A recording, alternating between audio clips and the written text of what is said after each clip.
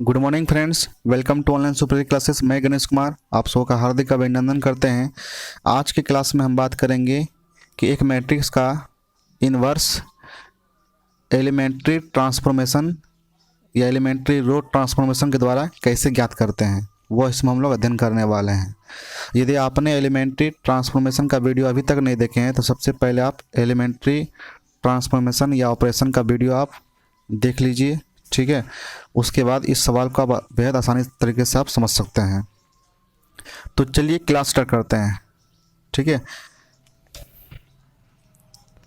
तो find the inverse of the given matrix by using elementary transformation. ये काफ़ी important question है। इस क्वेश्चन को हम लोग हल करना है हमें, और एलिमेंट्री रो ट्रांसफॉर्मेशन का प्रयोग करते हुए हमें इस मैट्रिक्स ए का इन्वर्स करना है, ठीक है।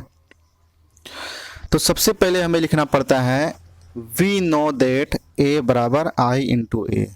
ए क्या है? एक स्क्वायर मैट्रिक्स है। यदि स्क्वायर मैट्रिक्स को हम सेम ऑर्डर का आइडेंटिटी मैट्रिक्स से गुना करेंगे तो हमें ए मैट्रिक्स ही प्राप्त होगा, ठीक है। तो सबसे पहले हमें लिखना पड़ेगा ए बराबर आई इंटू ए, ठीक है। इसके बाद एलएचएस में जो ए लिखा हुआ उसके जगह हम लोग जो क्वेश्चन में मैट्रिक्स हमें दिया है उस मैट्रिक्स को हम लोग यहाँ लिख देंगे बराबर आई, वही ऑर्डर का हमें आई लिखना पड़ेगा एलएचएस में, इनटू ए, ठीक है। लिख दिए। लिखने के बाद सबसे पहले इस मैट्रिक्स को कन्वर्ट करना है, हमें आइडेंटिटी मैट्रिक्स में कन्वर्ट करना है, ठीक है। तो आइडेंटिटी मैट्रिक्स में होता क्या है, सिर्फ डायगोनल में 1 1 1 रहते हैं और बाकी ऑल एलिमेंट क्या होते हैं? 0 होते हैं। तो हमें डायगोनल में 1 लाना है, ठीक है। बाकी सभी एलिमेंट क्या करना है? 0 में कन्वर्ट करना है, ठीक है। तो इसको हम लोग स्टेप बाय स्टेप बनाएंगे। इसके लिए हमें क्या करना पड़ेगा? कोई दो रो को जोड़ना पड़ेगा, घटाना पड़ेगा, गुना करना पड़ेगा। कुछ ऐसा ही प्रक्रिया को हम लोग इसमें अपनाएंगे, ठीक है। और इस मैट्रिक्स को कन्वर्ट करेंगे हम लोग आइडेंटिटी मैट्रिक्स में, और जो चेंजेस हम इसमें करेंगे वही चेंजेस हम इस मैट्रिक्स में भी हमें करना पड़ेगा, ठीक है। दोनों को एक साथ हम लेकर चलेंगे, ठीक है। तो चलिए स्टार्ट करते हैं। तो सबसे पहले ए का मान हमने यहाँ रख दिया है बराबर आई का मान इंटू ए का मान। अब देखिए इस मैट्रिक्स को हमने कन्वर्ट कर दिया है इस मैट्रिक्स में। क्यों इसमें कन्वर्ट कर दिया? क्योंकि हमको लाना है पहले यहाँ 1 लाना है, उसका हमें इसे 0 लाना है, इसमें 0 कन्वर्ट करना है। तो ये स्टेप बाय स्टेप लोग बनाएंगे। तो सबसे पहले क्या करना है? हमें इस 2 को 1 में कन्वर्ट करना है। तो इस 2 को 1 में हम तभी कन्वर्ट कर सकते हैं जब हम क्या करेंगे, दो रो को जोड़ेंगे, R1 और R2 जोड़ेंगे, और दोनों को जोड़ने के बाद जो हमें प्राप्त होगा रिजल्ट उसमें R3 घटा देंगे, ठीक है। तो हमें ये 114 कैसे में प्राप्त हुआ है? तो ये 114 हम यहाँ पर अप्लाई किए हैं, यूजिंग किए हैं, ठीक है, चेंज किए हैं।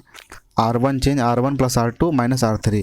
तो देखिए R1 कितना यहाँ पर है और R2 कितना है और R3 यहाँ कितना है, देख सकते हैं आप स्पष्ट यहाँ पर।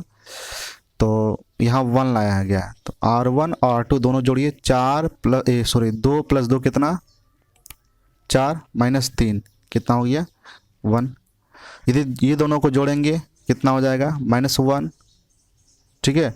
और यदि उसमें हम ये घटाएंगे तो क्या हो जाएगा? 1 प्राप्त होगा हमें।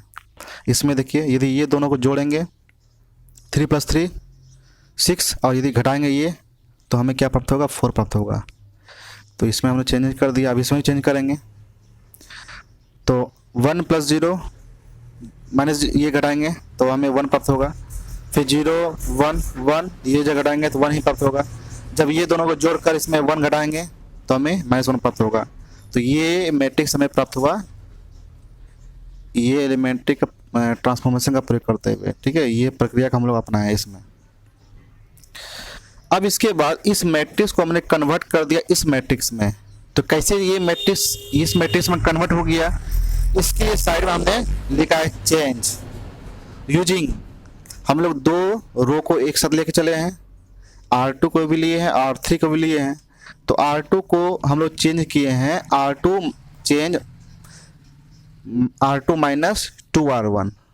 इसका मतलब R2 के एलिमेंट को फिर से लिखना, पुनः लिखना है। R2 के एलिमेंट एलिमेंट में R1 के एलिमेंट को 2 से मल्टीप्लाई करके घटाना है, और R3 के एलिमेंट को लिखना है R3 एलिमेंट माइनस R1 के एलिमेंट को 3 से मल्टीप्लाई करके R3 में घटाना है। ठीक है, तो देखिए यहाँ पर R1 तो प्रयोग यहाँ नहीं हुआ है, तो R1 के एलिमेंट को बस सेम लिख देना है 1 1 4 1 1 4, और यहाँ भी क्या है 1 1 -1, तो 1 1 -1 है, यहाँ लिख दिया।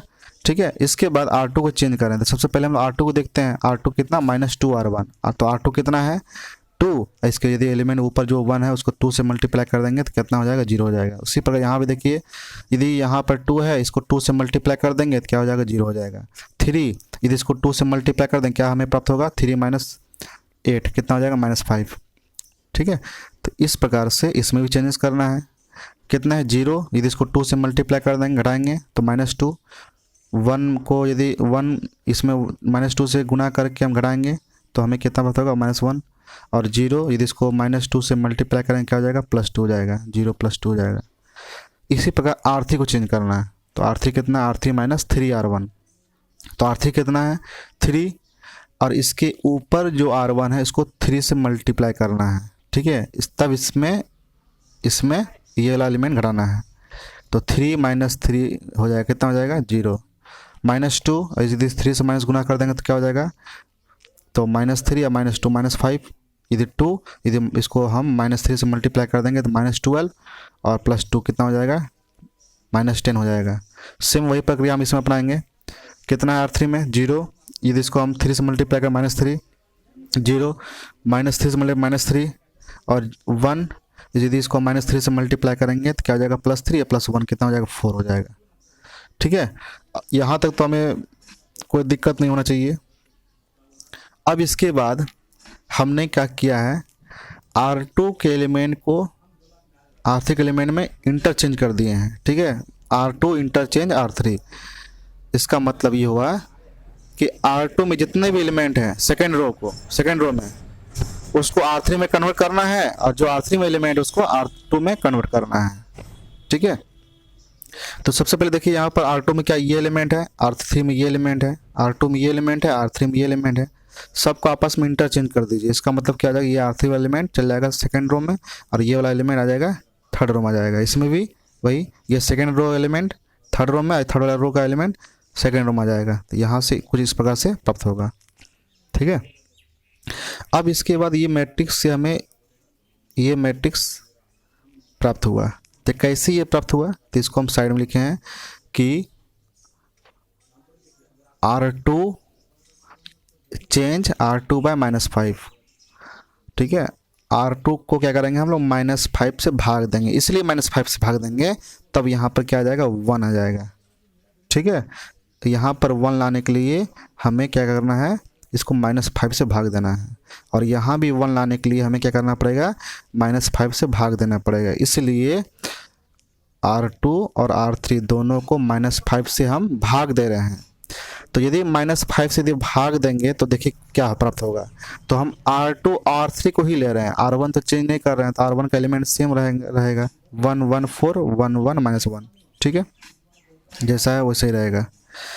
R2 में कितने हैं 0 -5 -10 है, यदि इसको हम -5 से अगर भाग देंगे प्रत्येक एलिमेंट को सेकेंड रो को, तो 0 बाय -5 0, -5 बाय -5 1, और -10 बाय -5 बिल्कुल 2 हो जाएगा।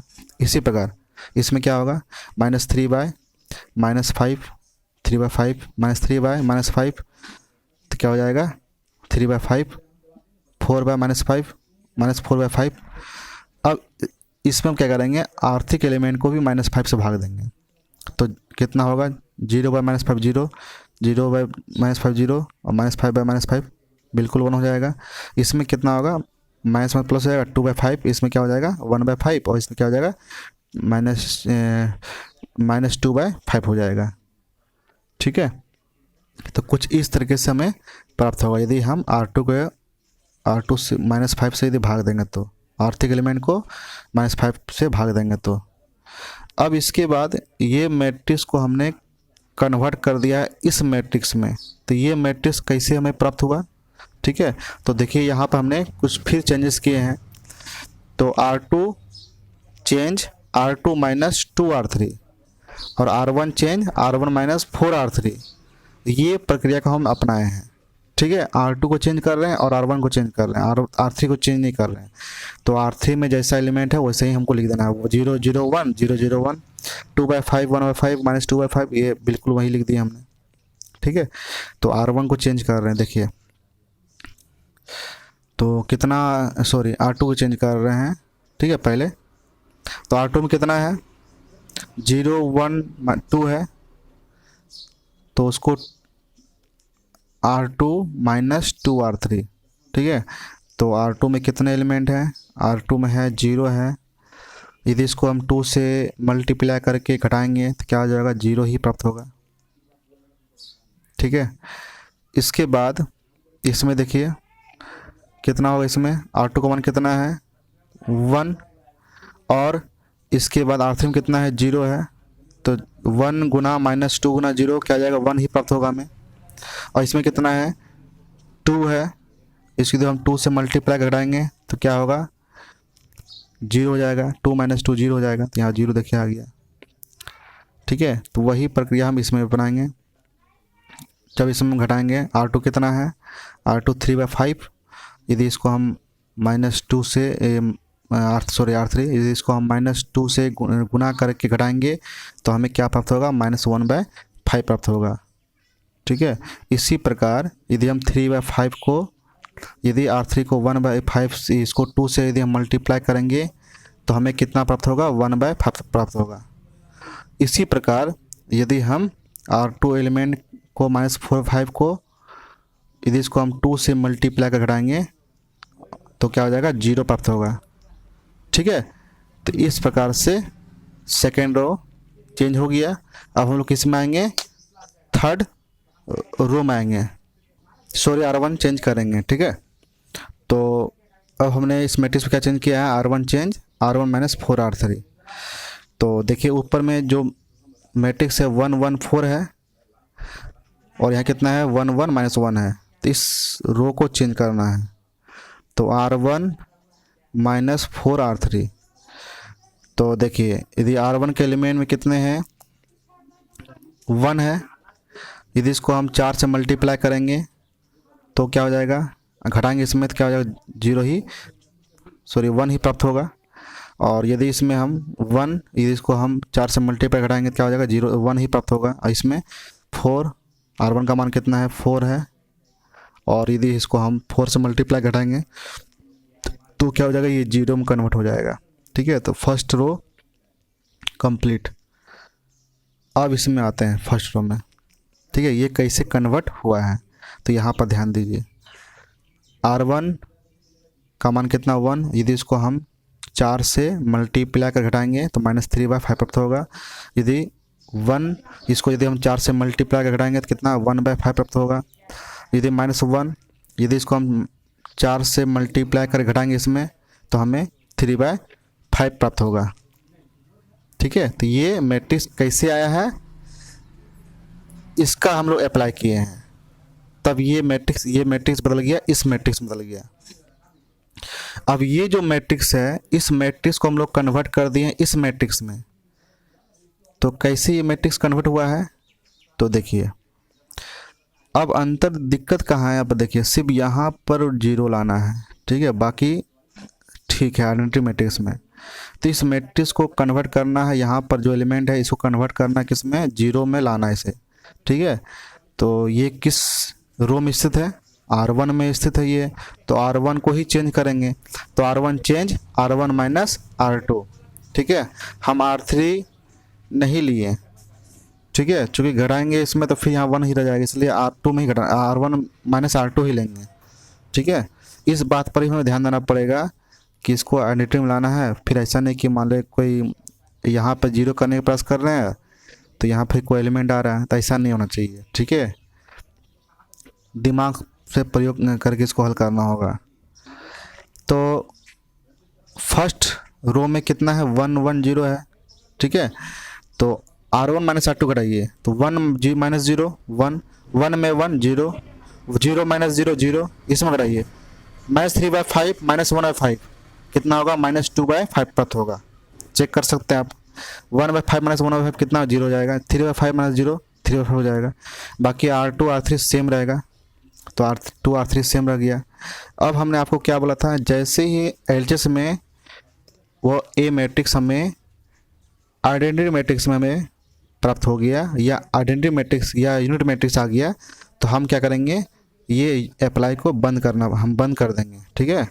और उसके बाद इस ए मैट्रिक्स के साथ में जो भी मैट्रिक्स यहाँ पर होगा नया मैट्रिक्स के रूप में, वही हमारा क्या कहलाएगा, ए इनवर्स कहलाएगा।